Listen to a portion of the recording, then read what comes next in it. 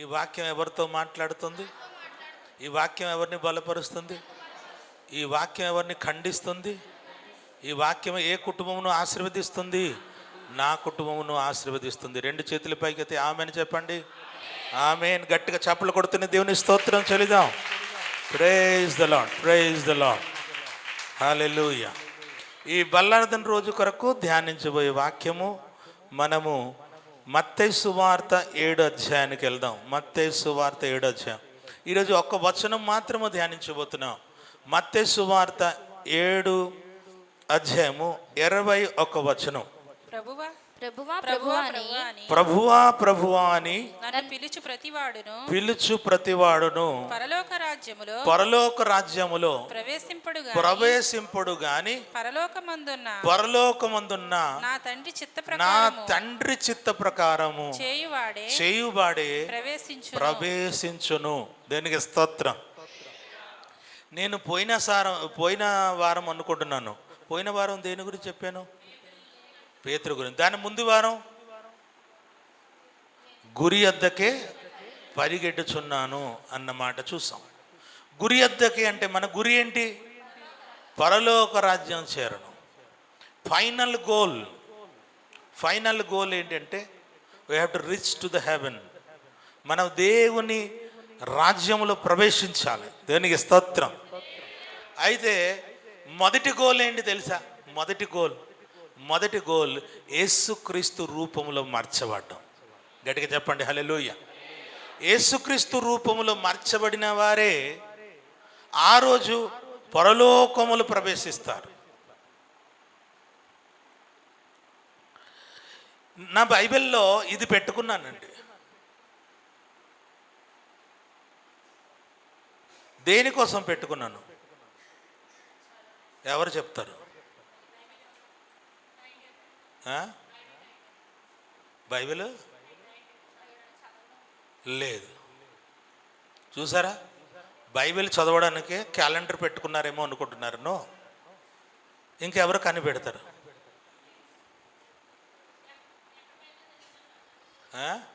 ఎక్కడ వరకు చదివామో అది పెట్టడానికి అంటున్నారు. ఇది కూడా కాదు. చెప్పనా? చెప్తారా ఎవరైనా?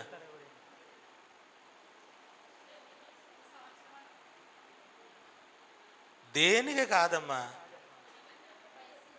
ఒకసారి ఇది గట్టిగా ఉంది కదా అని పెట్టుకున్నాను ఇలాగా. ఈరోజు వాక్యం మత్తయి సువార్త 7లో చెప్పాలి కదా అని మత్తయి సువార్త 7లో పెట్టేసాను అంతే. ఇది దేనికే? ఇప్పుడు డేట్ చూడడానికే వాడేయచ్చు. అలాగే బైబిల్ ఎక్కడ వరకు చదివామో అక్కడ పెట్టేసుకోవచ్చు. తర్వాత ఏ వాక్యం చెప్పబోతున్నానో ఆ వాక్యంలో ఇది పెట్టేసుకోవచ్చు. చాలా రకాల కారణం ఉంటాయి కదా. కానీ ఒక నిర్దిష్టమైన గోల్ నీకు ఉండాలి. ఏది దొరికింది కదా అని పెట్టేయడం కాదు.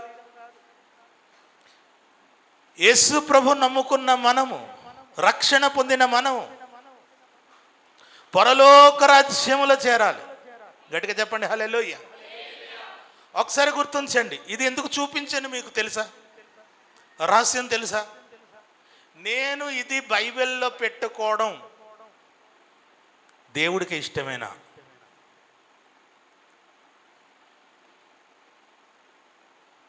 అది పాస్టర్ గారు చెప్పరు, పరిశుద్ధాత్మ చెప్తుంది. నువ్వు ఇలా పెట్టేటప్పుడు అది పెట్టొద్దు అంటది. నువ్వు ఇలా మాట్లాడినప్పుడు అది మాట్లాడొద్దు అంటది. నువ్వు ఇలాగ వేసుకున్నప్పుడు అది వేసుకోవద్దు అంటది. ఎంతమంది విన్నారు పరిశుద్ధాత్మ స్వరం? ఇటువంటి విషయాలు జరుగుతున్నాయా? మీకు జరుగుతున్నాయా? Spirit leads. పరిశుద్ధాత్మ నడిపిస్తుంది. ఆ నడిపింపులో మనం ఉంటే ఆ పరిశుద్ధాత్మ దేవుడు మనకు పరలోక రాజ్యం చేరునట్లుగా చేస్తాడు. పరిశుద్ధాత్మ మనల్ని ఏం చేస్తారంటే యేసుక్రీస్తు రూపములో మారుస్తాడు. పరిశుద్ధాత్మ యొక్క ప్రత్యేకమైన పని అదే.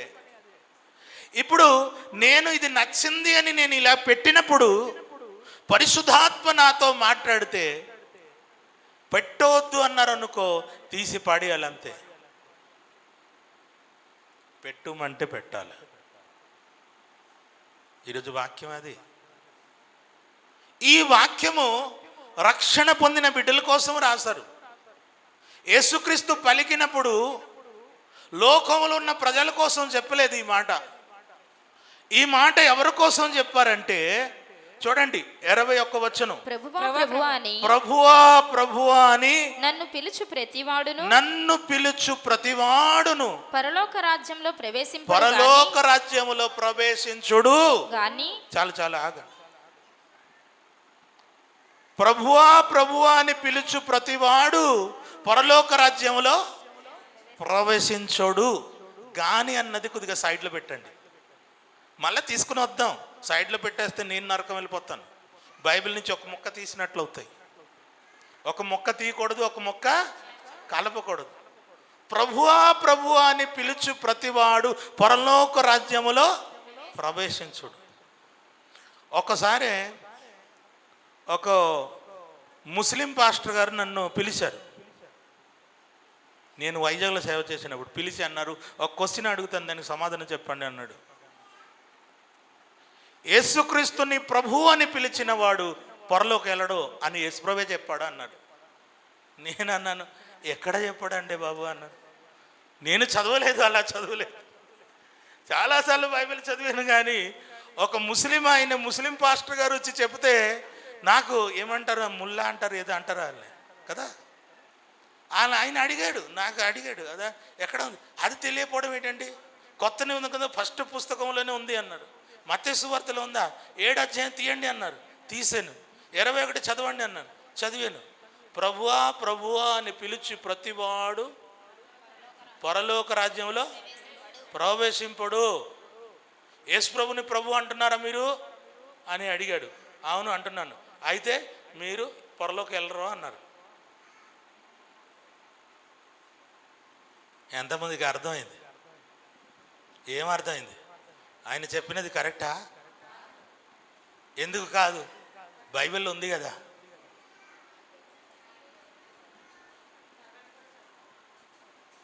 చెప్పండి. పెళ్లి చేసేసుకుంటే కాదు, కాపురము చెయ్యాలి. పెళ్లి చేసేసుకుని పెళ్లి పందిరించి దిగినప్పుడు ఈయన ఒక సైడు ఆమె ఒక సైడ్ వెళ్ళిపోతే అది పెళ్ళా? అది కుటుంబమా? అది కుటుంబ వ్యవస్థ కాదు. ఇక్కడ ఏమన్నారంటే గానియా అన్నారు. ఆ గాని వదిలేస్తే ప్రాబ్లం అయిపోతుంది. ఇది విశ్వాసులతో దేవుడు మాట్లాడుతున్నారు.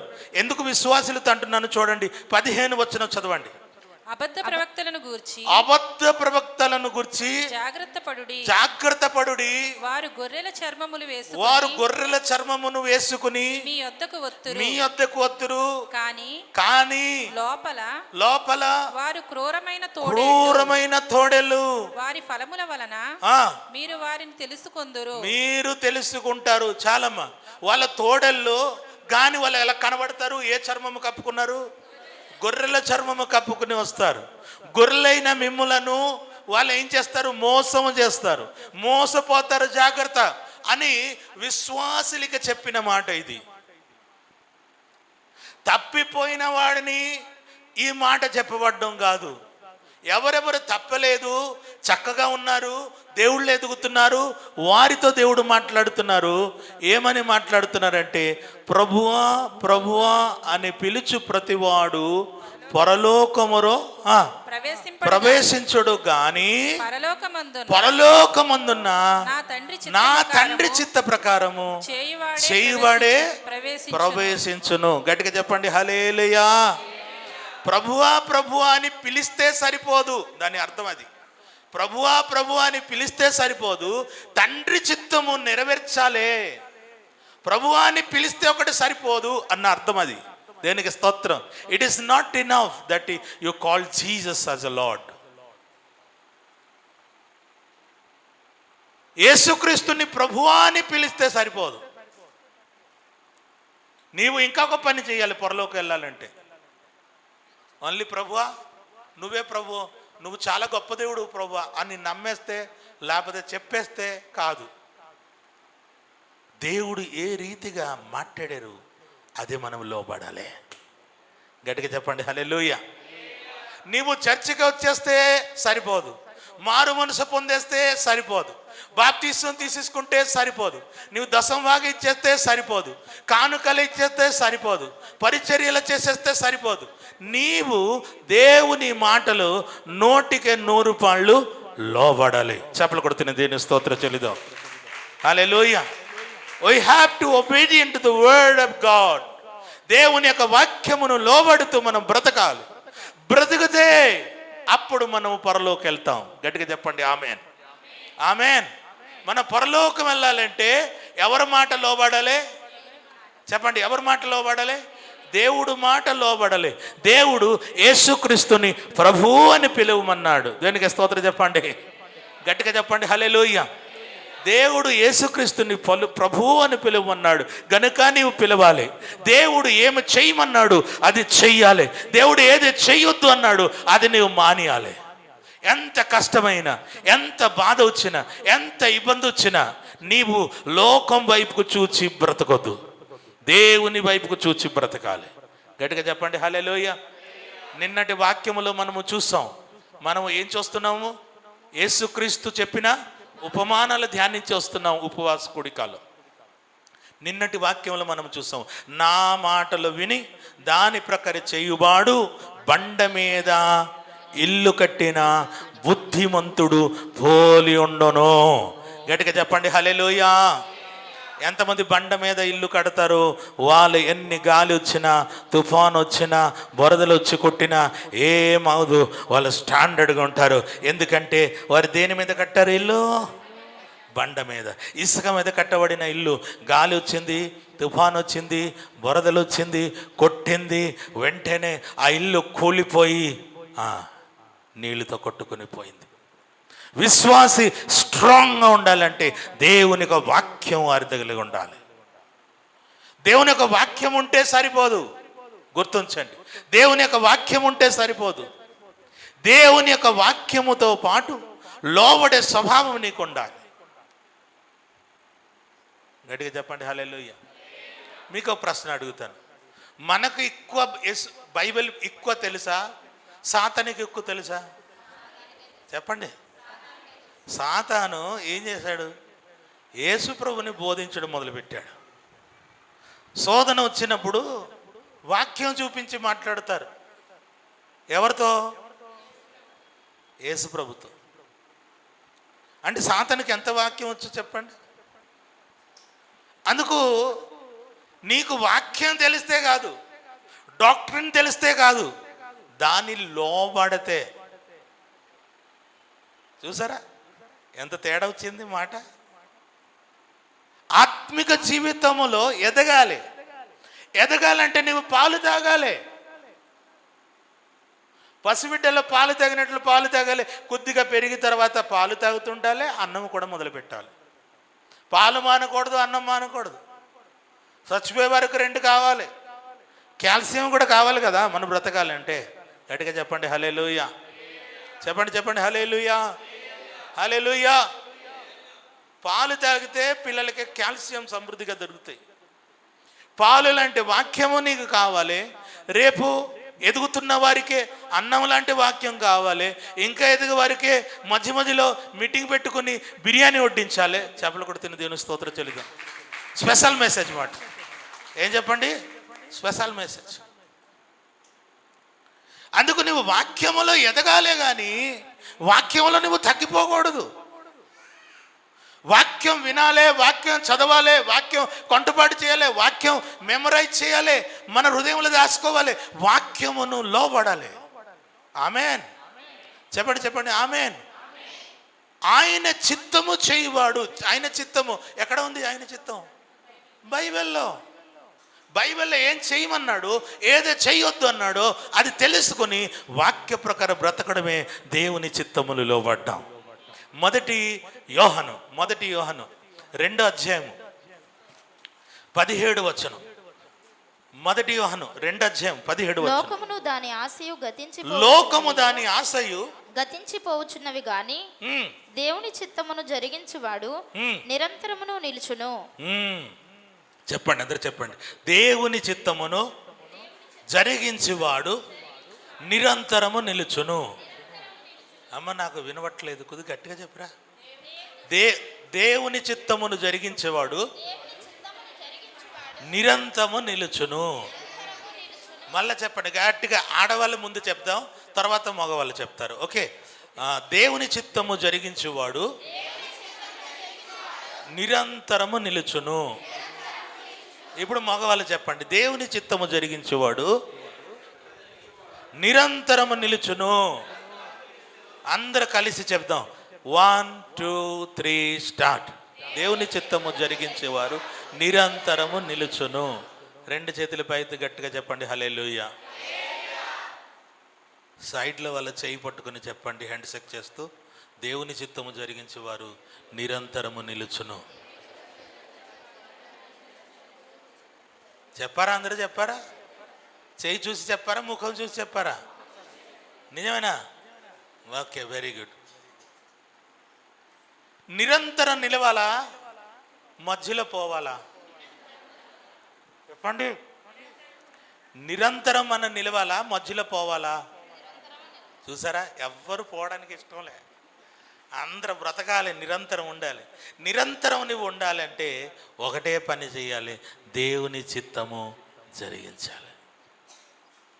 దేవుని చిత్తానికి లోకానికి పొత్తు ఉండదు.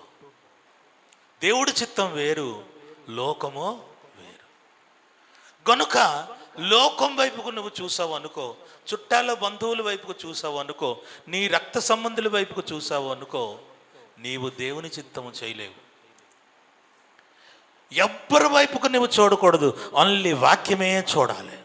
అయ్యా వాక్యములో ఇలాగ ఉంది, నేను అలాగే బ్రతుకుతాను, నా వలన కాదు, నేను వేరగా బ్రతకలేను అని ఖండితంగా నువ్వు చెప్పగలగాలి. గట్టిగా చెప్పండి ఆమేన్.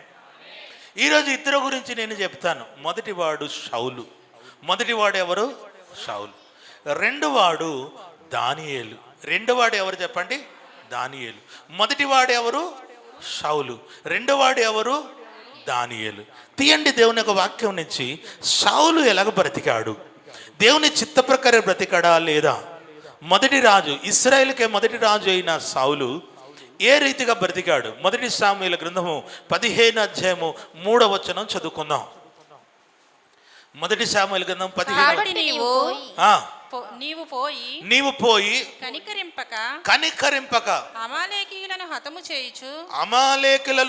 చేయుచు పురుషులనేమి స్త్రీలనేమి బాలులనేమి పసిపిల్లలనేమి ఎద్దులనేమి గొర్రెలనేమి ఒంటెలనేమి గార్ధబములనేమి అన్నిటినీ హతము చేసి వారికి కలిగినదంతయు బొత్తిగా పాడు చేసేయమన్నాడు. ఆమేన్. యెహోవా దేవుడు శామూయేలు ప్రవక్తతో మాట్లాడుతూ, శామూయేలు ప్రవక్త ఇప్పుడు వెళ్ళి నీవు రాజు అయిన సౌలుతో ఈ మాట చెప్పు, ఇదిగో నీవు అమాలేకుల దగ్గరికి వెళ్ళి ఆ దేశముతో యుద్ధము చేసి నీవు ఏం చేయాలంటే సర్వనాశనం చేసేయాలి. దేనిని విడిచిపెట్టవద్దు. మగవాళ్ళేమి, ఆడవాళ్ళేమి, చిన్నపిల్లలేమి. తర్వాత ఏమన్నారు?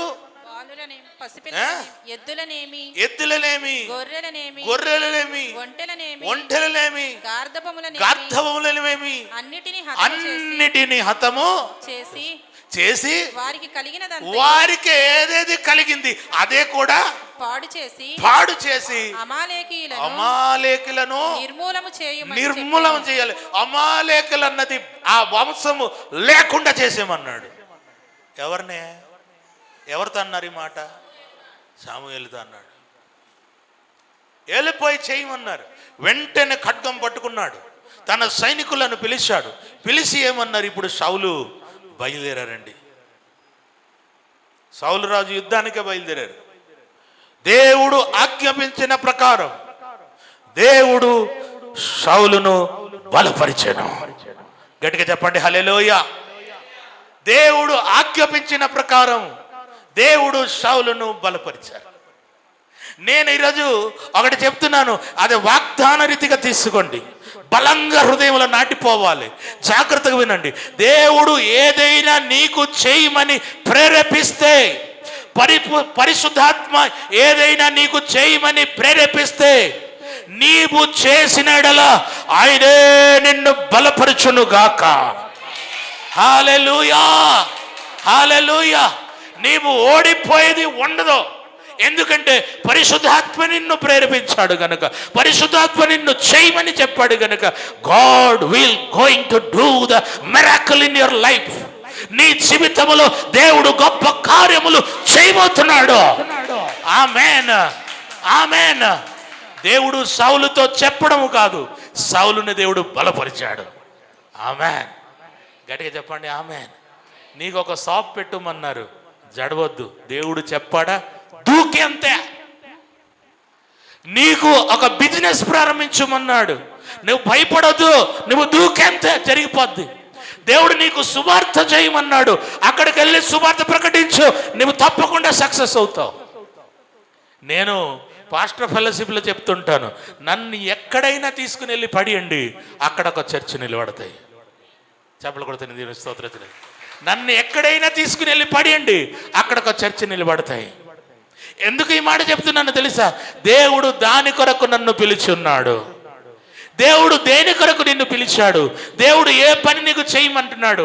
నీవు హృదయంలో నిశ్చయించుకుని, నా దేవుడు చెప్పాడు నేను చేస్తున్నానని ముందుకెళ్ళు. ఏ ఆటంకాలు ఉండవు. ఆటంకాలు వచ్చినను అది తుత్తునిల్లు చేసే శక్తి నీ మీద దిగి వస్తుంది. ఆమేన్, ఆమేన్. దేవుని కార్యములు గొప్పది, కానీ నీవు ఏం చేస్తున్నావు? సౌలు ఏం చేశాడు? సౌలుని దేవుడు ఏమన్నారు? సర్వనాశనం చేసి రమ్మన్నాడు. అయితే సౌలు యుద్ధానికి వెళ్ళినప్పుడు జయమిచ్చాడంట. దేవుడు జయమిచ్చాడు. జయమిచ్చినప్పుడు 9వ వచనం చదువుకుందాం.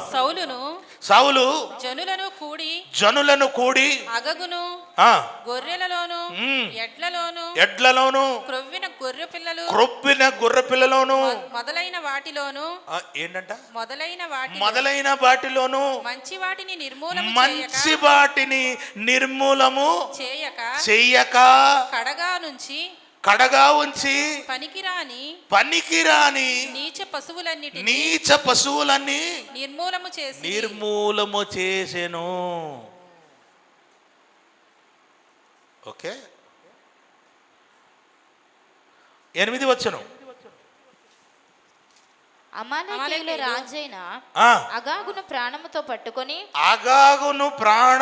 పట్టుకొని జనులు అందరినీ కత్తి చేత నిర్మూలము చేసెను. రైట్. ఇప్పుడు నేను క్వశ్చన్ అడుగుతున్నాను, ఆన్సర్ చెప్పండి. దేవుడు సౌలు రాజును సర్వస్వం నిర్మూలం చేయమన్నాడా? శ్రేష్టమైనది ఉంచి పనికిరానిది నిర్మూలం చేయమన్నారా?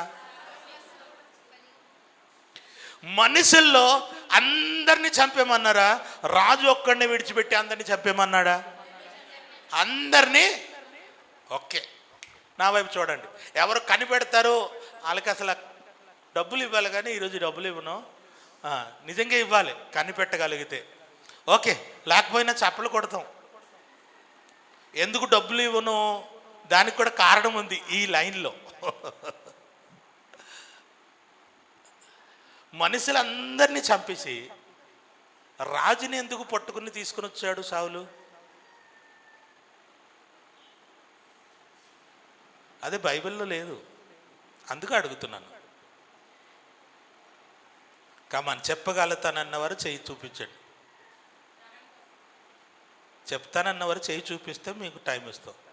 ఓకే, చెప్పండమ్మా. ధనమా? కాదు, కనిపెట్టండి. కమాన్, ఇంకెవరైనా.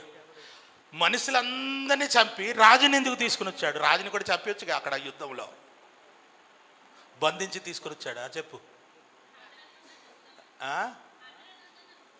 అందరు ఎదుట చంపుదామని కాదు.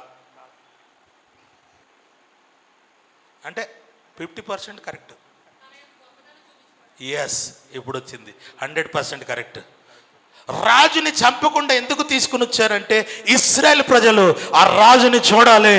ఎందుకంటే మా రాజు బంధించి తీసుకుని వచ్చాడని సౌలు లోపల గర్వం మొదలైంది. నేనే రాజు అని గర్వం మొదలైంది. ప్రియ దేవుని బిడ్డలారా, చాలా జాగ్రత్తగా అర్థం చేసుకోవాలి.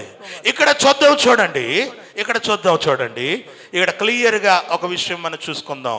10 వచనం చదవండి. 10 వచనం. యెహోవా వాక్కు సమూయేలునకు ప్రత్యక్షమై ఇలాగు సెలవిచ్చెను, సౌలు నన్ను అనుసరింపక వెనక తీసి నా ఆజ్ఞలను గైకొనకపోయెను గనుక అతనిని రాజుగా నిర్ణయించినందుకు నేను పశ్చాత్తాపపడుచున్నాను. చాలు ప్రియ దేవుని బిడ్డలారా, చాలా జాగ్రత్తగా అర్థం చేసుకోండి. దేవుడు అంటున్నారు, నేను పశ్చాత్తాపడుతున్నాను. దేవుడికి పశ్చాత్తాపం వస్తుంది అంట. ఎందుకు వీడిని నేను రాజుగా చేశాను? అన్ని నాశనం చేసి వచ్చామంటే రాజుని బంధించి తీసుకుని వచ్చాడు. అన్ని నాశనం చేసి తీసుకుని వచ్చామంటే పనికిరానిది అన్ని నాశనం చేసి క్రొప్పినవి అన్ని తీసుకుని వచ్చేసాడు. అన్ని నాశనం చేయమన్నాను కదా అని తండ్రి అయిన దేవుడు పశ్చాత్తాపడతాడు, దుఃఖపడతాడు. అప్పుడు సమూయేలు ఏం చేస్తాడు? అందుకు సమూయేలు కోపావేశుడై రాత్రి అంతా యెహోవాకు మొర్రపెట్టుచుండెను. కోపావేశుడై యెహోవాకు మొర్రపెట్టుచుండెను. రాత్రి అంతా నిద్ర పట్టలే. ఎవరికే? సమూయేలుకే. రాత్రి అంతా నిద్ర పట్టలేదు. చూడండి 16వ అధ్యాయం 1వ వచనం. సమూయేలు, నీవు మాటలాడ పని లేదు, యెహోవా రాత్రి నాతో సెలవిచ్చిన మాట నీకు తెలియజేతును, వినుమని సౌలుతో అనగా సౌలు 16వ అధ్యాయము 1వ వచనం. అంతటా యెహోవా సమూయేలుతో ఇలాగు సెలవిచ్చెను, ఇశ్రాయేలు మీద రాజుగా ఉండకుండా నేను విసర్జించిన సౌలును గూర్చి నీవు ఎంతకాలము దుఃఖిస్తావు. చాలు చూడండి, మొదట దేవుడు ఆయనకి రాజుగా నియమించినందుకు దేవుడే పశ్చాత్తాపడ్డాడంట. తర్వాత ఎవరు ఏడుస్తున్నారు? దైవజనుడు ఏడుస్తున్నాడు. అభిషేకించిన దైవజనుడు ఏడుస్తున్నారు. ప్రియ దేవుని బిడ్డలారా, చాలా జాగ్రత్తగా అర్థం చేసుకోండి. మీరు దేవుని మాట లోబడకపోతే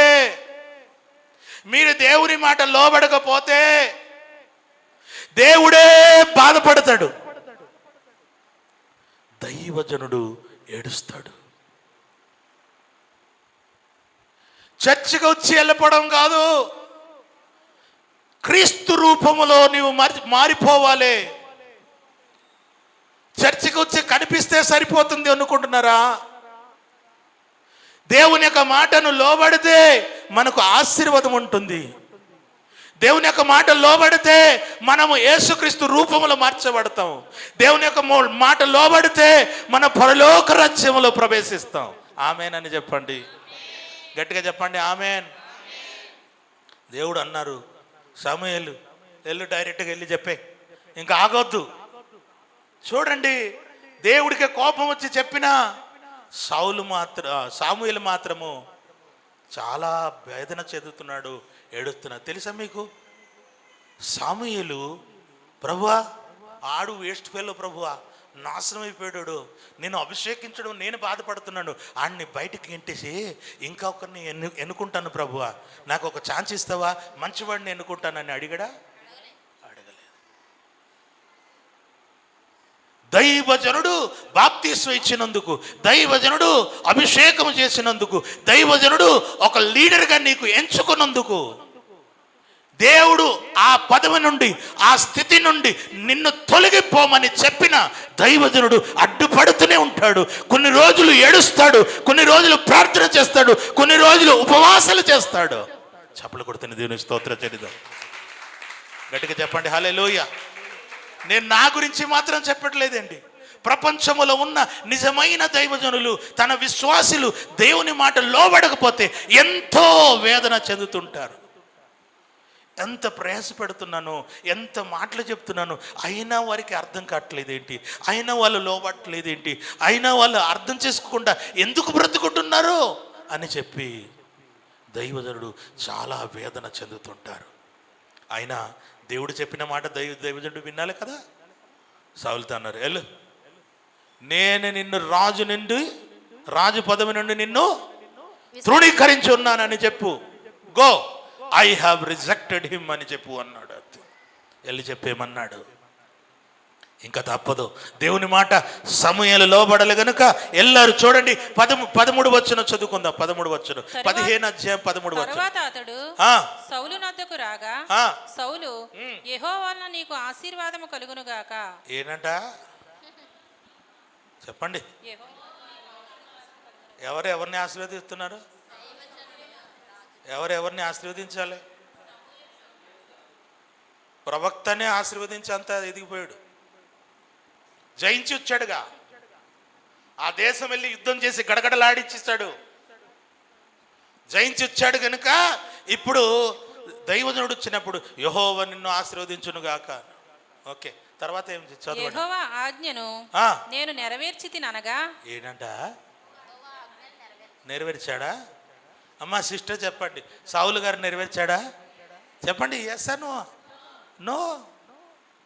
బ్రదర్ చెప్పండి, సౌలు గారు దేవుని మాట లోబడ్డా, నెరవేర్చాడా ఫుల్గా? లేదు. కొంత చేశాడు, కొంత. ఒక ఇంగ్లీష్ సామెత ఉంది, ఏంటంటే హాఫ్ ట్రూత్ ఈజ్ లై. ఏంటంట? హాఫ్ ట్రూత్ ఈజ్ లై. సగం సత్యం అన్నది అబద్ధము. ప్రైజ్ అలా గట్టిగా చెప్పండి హల్లెలూయా.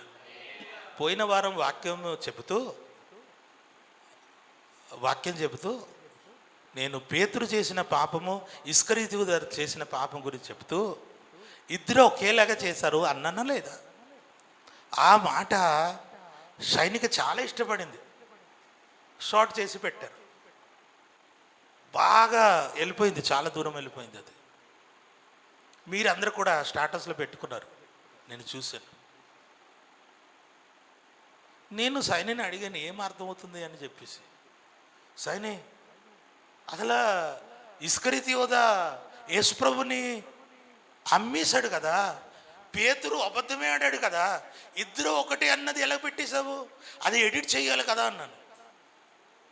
అప్పుడు సింపుల్గా అన్నది, డాడీ పెద్ద పాపమైనా చిన్న పాపమైనా దేవుడి దగ్గరే పాపం కదా.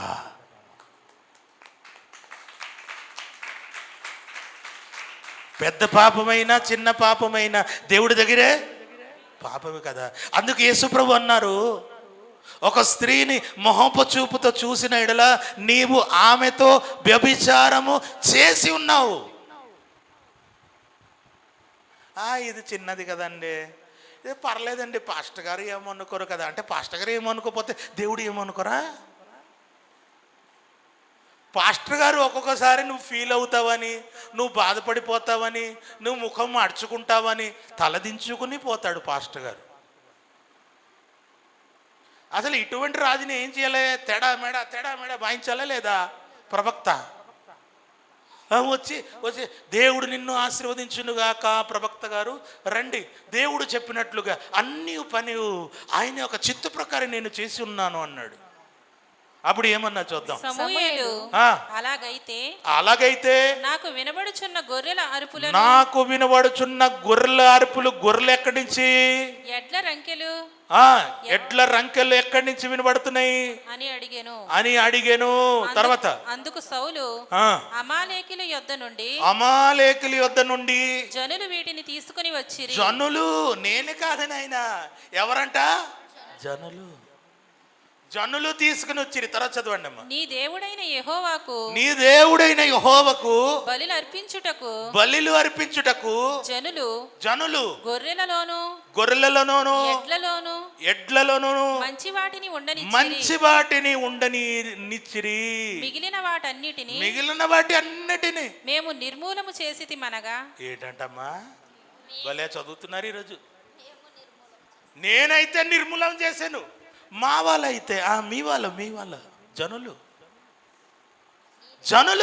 ఏంటంట, జనులు ఏం చేశారు, మంచి వాటిని ఎరుకుని తీసుకుని వచ్చారు, నేను మాత్రం నిర్మూలన చేశాను. అక్కడ డివైడ్ చేశారు. విశ్వాసులందరూ చెడ్డవాళ్ళు, ఈ రాజు మాత్రం గొప్పవాడు, నాది తప్పు కాదు అన్నట్టు రుచి చూపిస్తున్నాడు. సాముయేలుతో దేవుడు ఆల్రెడీ మాట్లాడేశారు. రాత్రి అంతా ఆయనకి నిద్ర లేదు, రాత్రి అంతా ఏడుస్తూనే ఉన్నాడు. దేవుడితో అంటున్నాడు, పోనే ప్రభువా, మరి ఆడు మారడా, ఒక తప్పు చేస్తే వదిలేస్తావా, అన్ని ప్రార్థన, రాత్రి అంతా ప్రార్థన చేశాడంటే ఎన్ని మాటలు మాట్లాడి ఉంటారు, మరి ఆలోచించండి. ఓకే, ఇప్పుడు అర్థం చేసుకుందాం. చూడండి 20 వచనం నుంచి చదువుదాం. అందుకు సౌలు ఆ మాట అనవద్దు, నేను యెహోవా మాట విని యెహోవా నన్ను పంపిన మార్గమున పోయి అమాలేకుల రాజైన అగగును తీసుకుని వచ్చి తిని గాని అమాలేకులను నిర్మూలము చేసి తిని. ఆ గాని అన్నది ఇక్కడ ఎందుకు వచ్చిందమ్మా? అదే ప్రాబ్లం. ప్రభువా ప్రభువా అని పిలిచి ప్రతివాడు పరలోక రాజ్యంలో ప్రవేశించుడు గాని, ఇక్కడ కూడా సౌలు ఏమంటున్నాడు, గాని నేను మాత్రం రాజుని తీసుకుని వచ్చాను బంధించి. ఏ రాజుని ఎందుకు చంపలే? తర్వాత కిందికే.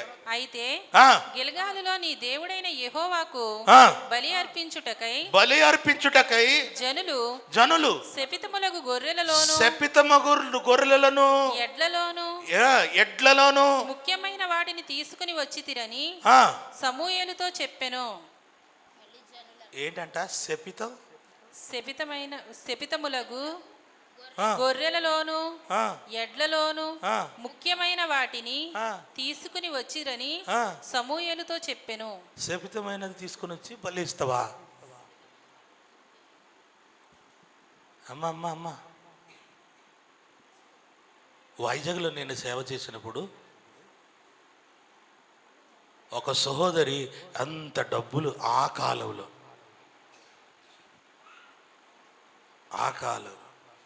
నేను చెప్పేది ఎప్పుడంటే 1996-97లో జరిగిన సంగతి.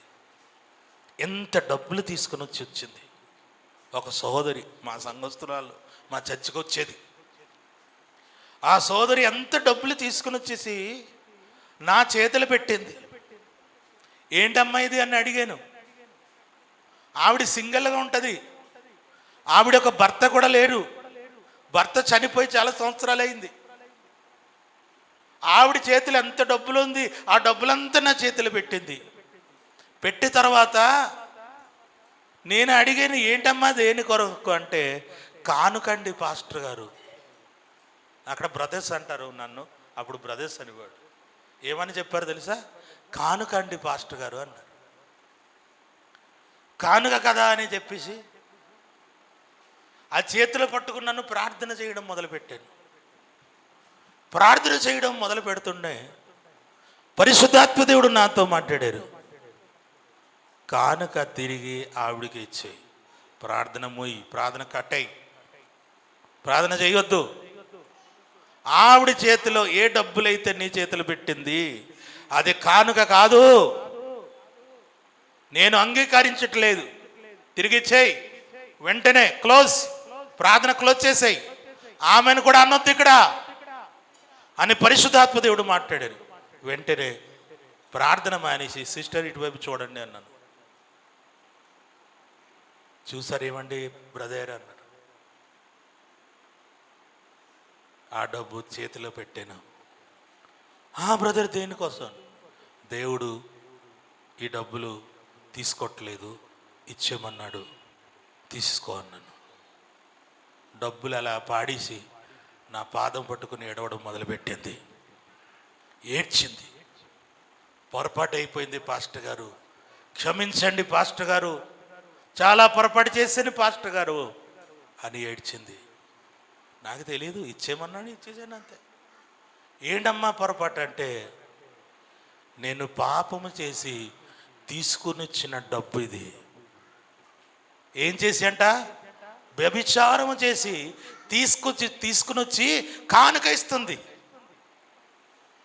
వ్యభిచారం చేసిన డబ్బుల నుంచి దశంభాగం, వ్యభిచారం చేసిన డబ్బుల నుంచి మొక్కబడి కానుక, దొంగతనం చేసిన డబ్బుల నుంచి తెచ్చి సీబుడాలలో, అటువంటిది యెహోవాకి ఇష్టమైన బలియా? శపితమైన దాన్ని దేవుడు చంపే నాశనం చేయమన్న దానిని తీసుకుని వచ్చి దేవుడికి బలి కావాలా?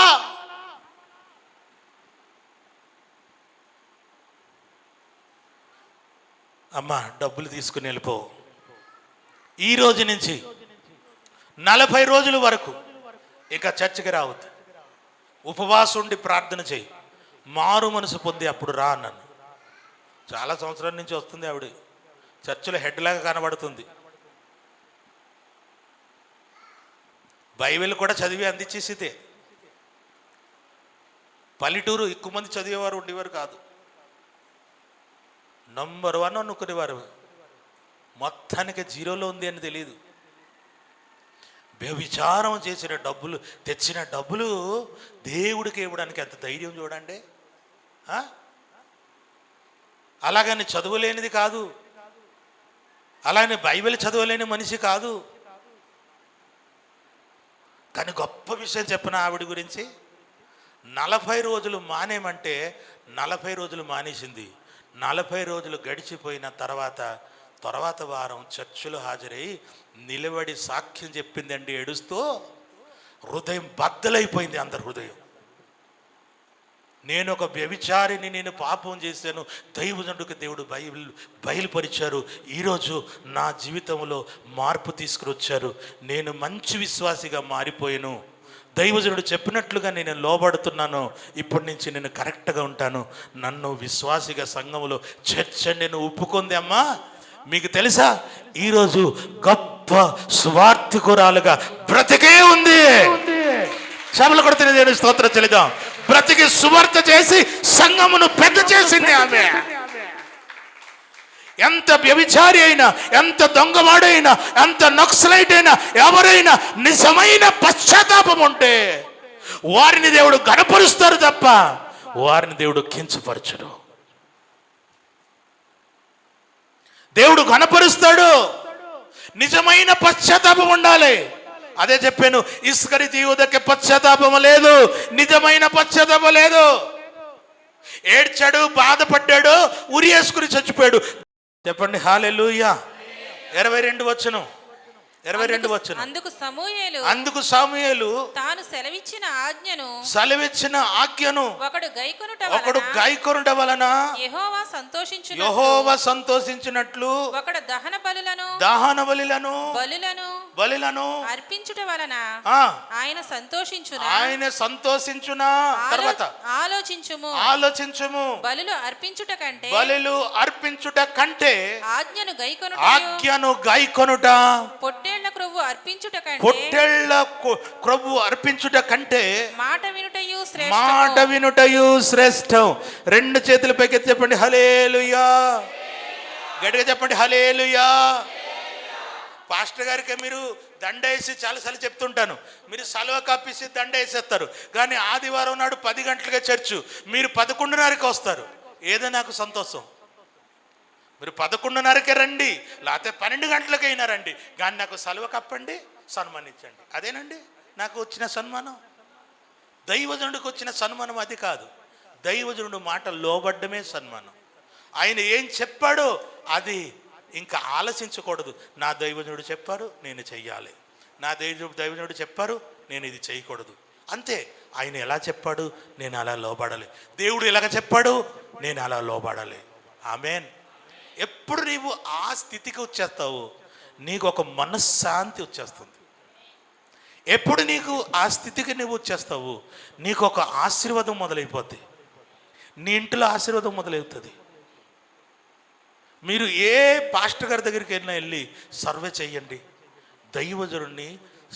దేవుడిని లోబడేవారు గొప్పగా ఆశీర్వదించబడతారు. గట్టిగా చెప్పండి హల్లెలూయా, హల్లెలూయా. అందుకు లోబడుట శ్రేష్టమైనది. అందుకు సౌలుతో అన్నారు, నా వైపు చూడండి, సౌలుతో ఆయన అన్నారు, లేదు లేదు, నీవు దేవుడిని లోబడలేదు గనుక దేవుడు నిన్ను ఏం చేశారు,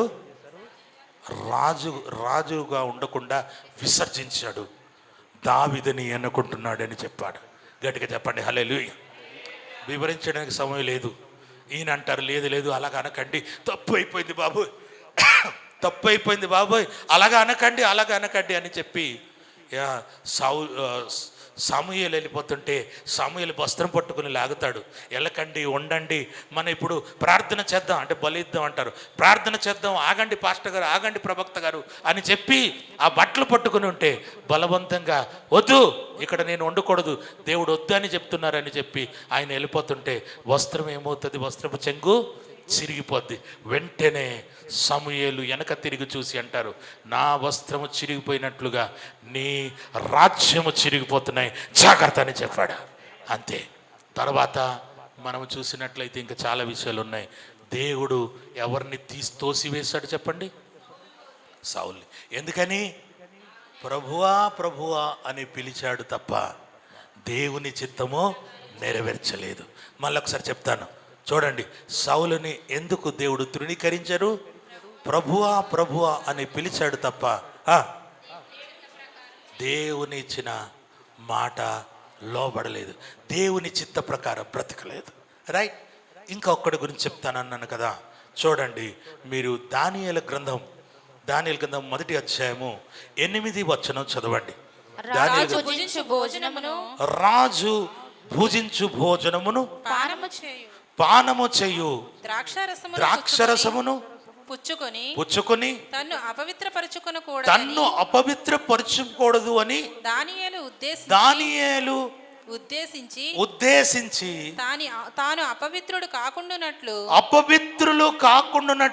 వాటిని పుచ్చుకొనకుండా సెలవిమ్మని నపుంసకుల అధిపతిని వేడుకొనేను. చాలమ్మా చెప్పండి, నిశ్చయించుకొనేను. చెప్పండి, అందరు చెప్పండి, గట్టిగా చెప్పాలి.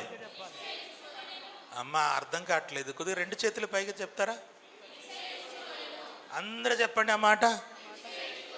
ఎవరు నిశ్చయించుకున్నాడు? ఏమని నిశ్చయించుకున్నాడు? రాజు పెట్టిన భోజనము, రాజు పెట్టిన పానీయము పుచ్చుకొని నన్ను అపవిత్రపరచకూడదు, నేను దేవుడు బిడ్డని. రైట్. వినండి, నా వైపు వినండి. మోడీ గారు పిలిచారు అనుకోండి, మోడీ గారు ఎవరిని? భీమవరంలో ఉన్న పిఎల్జిఎం సంఘంలో ఉన్న సంఘ పెద్దలు 4 రండి అన్నారు అనుకో. ఎందుకయ్యా అంటే భోజనానికి పిలుస్తున్నారు రండి అన్నారు అనుకో. ఇంకా బయలుదేరిచారు 4 ఎవరెవరు? దానియేలు, షైడ్రక్, మైషకు, ఓబేదెనగులు.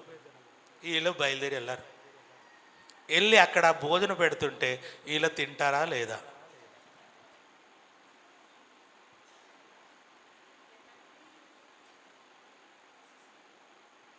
తింటారా లేదా? పరిశుద్ధాత్మ దేవుడు అంటారు, అక్కడ ఏముంది చూడు, నేను ఏది వద్దు అన్నాను అదే తింటున్నారు, ఏది వద్దు అన్నాను అదే తాగుతున్నారు, నీవు ఈ టేబుల్లో కూర్చుని తింటావా అని అడుగుతారు. ఇప్పుడు తినకపోతే ఏమవుతుంది? చంపేస్తారు. ఇప్పుడు రాజుల కాలం కాదు, కానీ రాజుల కాలంలో అయితే రాజు చెప్పినట్లుగా చెయ్యాలి, లేకపోతే చంపేస్తారు. దానియేలుకి తెలుసు తినకపోతే చంపేస్తారని, కానీ దానియేలు అంటున్నాడు మేము తినడం కుదరదు. ఆమెన్. గట్టిగా చెప్పండి ఆమెన్. దానియేలు అలాగ చెప్పిన వెంటనే షడ్రక్ మేషక్ అబేద్నెగో అంటున్నారు, అన్నా నువ్వు తినవు మేము కూడా తినవు, మేమే తక్కువ వారమేం కాదు. చప్పలు కొట్టండి ఇప్పుడు గట్టిగా చెప్పండి హల్లెలూయా. మేము తక్కువ వారు కాదు, నీవు దేవుని చిత్తము లోబడినట్లుగా మేము కూడా దేవుని చిత్తము లోబడతాం. ఈ 4 నిర్ణయించుకున్నారు, 4 భోజించలేదు, 4 ఆ పానీయాలు తీసుకోలేదు. శాకాహారము మాత్రమే తిన్నారు, వాళ్ళు శాకాహారము తిన్నారు. మనమైతే ఏమంటాము, అక్కడ మటన్ చూసి, అక్కడ బిర్యానీ చూసి, ఇక్కడ దమ్ము బాబోయ్ స్మెల్ వచ్చేస్తుంటే వదులుతామా కూర్చుని. మొన్న హోటల్లో భోజనం చేస్తుంటే కొండ బిర్యానీ అంటారుగా, ఓ వేడిగా వచ్చేస్తుంటే వడ్డిస్తే తిన్నాను, కడుపు నిండిపోయింది. నిండిపోయిన తర్వాత పాస్టర్ గారు కొద్దిగా వడ్డించుకుంటారా అన్నారు. నిండిపోయింది కానీ తినాలనిపిస్తుంది, గమగమలాడుతుంది, కొద్దిగా వడ్డించండి. ఆ గమగమ సువాసన చూసినప్పుడు దేవుని చిత్తమును జ్ఞాపకం చేసుకుంటావా, లేకపోతే దాంట్లో పడిపోతావా? దేవుడు వద్దు అన్నాడు, నేను చేయను అని నిర్ణయించుకున్నారు గనక షడ్రక్ మేషక్ అబేద్నెగో దానియేలును దేవుడు బబిలోను సామ్రాజ్యములో గొప్పవాడుగా నిలబెట్టారు. గట్టిగా అందరూ చప్పట్లు కొట్టాలి. హల్లెలూయా. దేవుని చిత్తము లోబడితే బిర్యానీ మిస్ అయ్యారు, దేవుని చిత్తము లోబడితే వాళ్ళు ఆ కొండ బిర్యానీ మిస్ అయ్యారు. కానీ దేవుడు మాత్రం వాళ్ళని హెచ్చించి 3 రాజుల కాలములో ప్రధానమంత్రిగా దానియేలును నియమించెను. ఎన్ని రాజుల కాలం? ఒక రాజు వచ్చాడు, చనిపోయాడు, పోయాడు. ఇంకొక రాజు వచ్చాడు, చనిపోయాడు, పోయాడు. ఇంకొక రాజు వచ్చాడు, కానీ బ్రతికి ఉండి ప్రధానమంత్రిగా, స్టాండర్డ్ ప్రధానమంత్రిగా ఎవరున్నారు? దానియేలు. చాలామంది సత్రాపులు దానియేలుని సింహపు బోనులో పాడేసిన, సింహపు నోళ్ళు మోయించిన వాడు ఎవరు తెలుసా? మా దానియేలు గారే. దేవునికి స్తోత్రం. గట్టిగా చెప్పండి హల్లెలూయా. దేవుని చిత్తం ఎవరు లోబడతారు, దేవుని చిత్త ప్రకారం ఎవరు బ్రతుకుతారు, వారి ఎదుటిగా సింహము నోరు నీవే మోయించగలవు. గట్టిగా చెప్పండి hallelujah. Hallelujah. There will the power in you. నీలోనే గొప్ప శక్తి ఉంటుంది. ఆ శక్తి దేవుని చిత్తం లోబడి బట్టి వస్తుంది. ఆమెన్. ఇప్పుడు రొట్టెను యేసుక్రీస్తు శరీరముగా జ్ఞాపకం చేసి తింటావు. ఇప్పుడు యేసుక్రీస్తు రక్తముగా స్మరిస్తూ ద్రాక్షరసమును పానం చేస్తావు. అయితే ఈ నెలంతా ఎలాగ బ్రతికావు? దేవుని చిత్తం లోబడ్డావా? పరిశుద్ధాత్మక స్వరం విని ప్రభువా ఈ రోజుకే చేసేస్తానండి, తప్పదనైనా నాకు అన్నవా? ఏ విషయంలో తప్పిపోతున్నావు? ఈరోజు దేవుడి దగ్గర క్షమాపణ అడిగి పశ్చాత్తాపపడి బలలు పాల్పొద్దు. అంతేగాని ఏదో రొట్టె ద్రాక్షరస ఇచ్చారు, చాలా టేస్టీగా ఉంది అని పుచ్చేసుకోవడం కాదు. బిచ్చలవిడిగా ఉండడం కాదు. పశ్చాత్తాపమైన హృదయముతో యేసుక్రీస్తు రక్తమును, యేసుక్రీస్తు శరీరమును జ్ఞాపకం చేసుకుని మనం దాన్ని పూజించాలి. అందుకు ప్రభువా ప్రభువా అని పిలుచు ప్రతివాడు పరలోక రాజ్యంలో ప్రవేశించుడు గాని పరలోకమందున్న నా తండ్రి చిత్తము జరిగించువాడు చేయవడే ప్రవేశించును. హల్లెలూయా. ప్రియ దేవుని బిడ్డలారా, మీరు తండ్రి చిత్తమును గ్రహించి ప్రవేశించి బిడ్డలుగా ఉండాలని ప్రభుపేట మనవి చేస్తున్నాను. ఆయనే చిత్తము లోబడేవారు నిరంతరము నిలుస్తాడు. నిరంతరం ఏమి నిలుస్తుంది తెలుసా? ఆకాశ భూమి గతించినను నా మాటలో గతించవు, నిరంతరము నిలుచును అని చెప్పాడు. ఇంకొకటి నిరంతరము నిలుచును అన్నాడు. ఏంటి తెలుసా? నా మాట, నా చిత్తము నెరవేర్చేవాడు నిరంతరము బ్రతుకు. అంటే ఒక విశ్వాసిని ఒక వాక్యముతో సమానం చేశారు. చూడండి ఎంత గొప్ప విషయం. నీవు అలాగ మారిపోవాలి కదా. అందుకు మోకరించండి, ప్రార్థన చేద్దాం. మోకరించండి. మోకరించండి, ప్రార్థన చేద్దాం. దేవుడి దగ్గర చెప్పండి, ప్రభువా నన్ను క్షమించి రాజా, నన్ను క్షమించమని అడుగుదావా. ఆయన చిత్తము నీవు లోబడలేకపోతున్నావు అంటే దేవుడి దగ్గర అడుగు. మోకరించి ప్రార్థన చేద్దాం. ఒక్క 2 నిమిషాలు ప్రార్థన చేసిన తర్వాత బల్లకి వెళ్దాం. Praise the Lord, thank you Jesus, hallelujah hallelujah. ప్రార్థన చేసేసి మనం వెళ్ళిపోదాం బల్లకి. ఎందుకంటే ఆయన చిత్తము నువ్వు నెరవేర్చుతున్నావా, లేకపోతే నీ చిత్తముల ప్రకారం బ్రతుకుతున్నావు. లోకములు చూసి బ్రతకొద్దమ్మా, లోకమును అనుసరించి బ్రతకొద్దు, లోక మర్యాదని చూసి బ్రతకొద్దు తల్లి. బాబు, లోక మర్యాదను బట్టి నా పరువు ఏమైపోద్ది, మా వాళ్ళు ఏమంటారు, మా వాళ్ళు ఒప్పుకోరు, అది మానేయండి. నా దేవుడు ఒప్పుకోడేమో అది తెలుసుకోవాలి. నా దేవుడు ఏమంటున్నాడు? నీ చూపు, నీ వినికిడి, నీ నడక, నీ పడక, నువ్వు కూర్చుండుట, నువ్వు లేచుట ఏ రీతిగా ఉంది ఒక్కసారి ఆలోచించు. ఈ నెలలో ఎన్నిసార్లు నీవు ప్రార్థన డుమ్మ కొట్టేశావు, ప్రార్థన మానేసావు, ఒక్కసారి ఆలోచించు.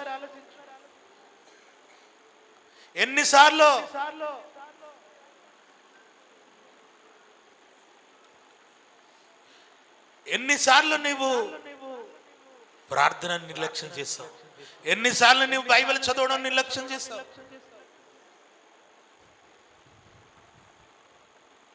దేవుని యొక్క ఆత్మ ప్రేరేపణను నువ్వు గమనించలేకపోతున్నావు. బాబు, ఒక్కసారి గ్రహించు, ఒక్కసారి గ్రహించు.